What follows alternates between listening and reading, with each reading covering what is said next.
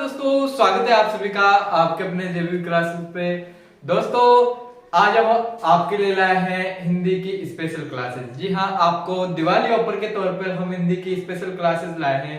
तो आपको हिंदी पढ़ाने के लिए आपके नरेंद्र जी सर आपको हिंदी पढ़ाएंगे। तो आइए नरेंद्र जी सर से आप हिंदी पढ़िए। नमस्कार दोस्तों, जेबीबी क्लासेज के ऑनलाइन प्लेटफॉर्म पर आपका हार्दिक स्वागत है। तो आज अपन चर्चा करेंगे व्यावहारिक व्याकरण, यानी हिंदी में एक शब्द दिया गया है व्यावहारिक व्याकरण, जो आपके सिलेबस के अंतर्गत आता है। और ये आपके कितने नंबर का है? 10 नंबर का। कितने नंबर का? 10 नंबर का। तो व्यावहारिक व्याकरण, जिसमें पूरी व्याकरण तो नहीं होगी, लेकिन कुछ टॉपिक्स आपके सिलेबस में दिए गए हैं। जैसा अब व्यावहारिक व्याकरण को 3 भागों में बांटा गया है: वर्ण विचार, शब्द विचार, वाक्य विचार। शब्द विचार को प्रयोग या रूप परिवर्तन के आधार पर 2 भागों में बांटा गया है: विकारी और अविकारी। विकारी उस शब्द को कहते हैं जिसमें लिंग, वचन, काल के आधार पर परिवर्तन होता है, उसे विकारी शब्द कहते हैं। और दूसरा अविकारी, यानी कि अव्यय। विकारी को क्या बोलते हैं? अव्यय भी बोलते हैं। लिंग, वचन, काल के आधार पर जिसमें परिवर्तन नहीं होता या अपरिवर्तित रहते हैं, उसे क्या बोलते हैं? अविकारी शब्द कहते हैं। और विकारी शब्द को 4 भागों में बांटा गया है। कितने भागों में? 4 भागों में।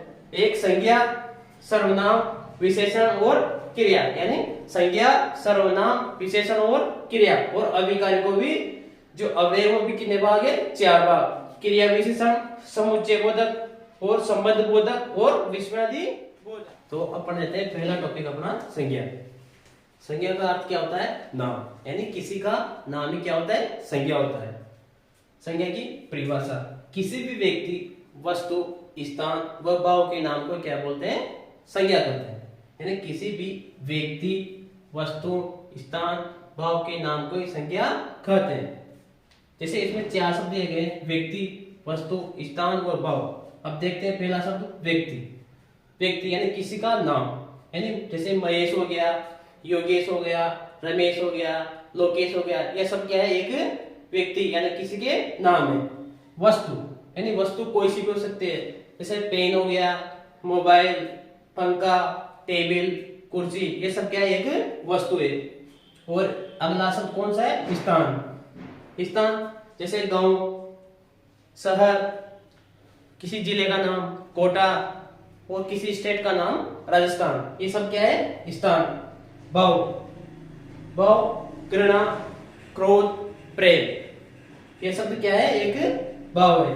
यानी किसी भी व्यक्ति, वस्तु, स्थान और भाव के नाम को क्या कहते हैं? संज्ञा कहते हैं। अब आगे जैसे अपन एक उदाहरण लेते हैं। क्या लेते हैं? एक उदाहरण लेते हैं। राम ने आगरा में ताजमहल की सुंदरता देखी। यानी राम ने आगरा में ताजमहल की सुंदरता देखी। अब राम क्या? एक व्यक्ति। क्या है? एक व्यक्ति ने आगरा क्या हो गया? स्थान हो गया। क्या हो गया? स्थान हो गया। और ताजमहल क्या है? एक वस्तु। और सुंदरता क्या है? भाव। तो इसमें 4 शब्द यूज आ रहे हैं, यानी व्यक्ति, स्थान, वस्तु और भाव। यानी राम ने आगरा में ताजमहल की सुंदरता देखी। इस वाक्य से हम क्या करते हैं? संज्ञा के बारे में जानते हैं। अब आगे संज्ञा के भेद। अब मुख्य रूप से व्याकरण में संज्ञा के 3 भेद बताए गए। कितने भेद? 3 भेद।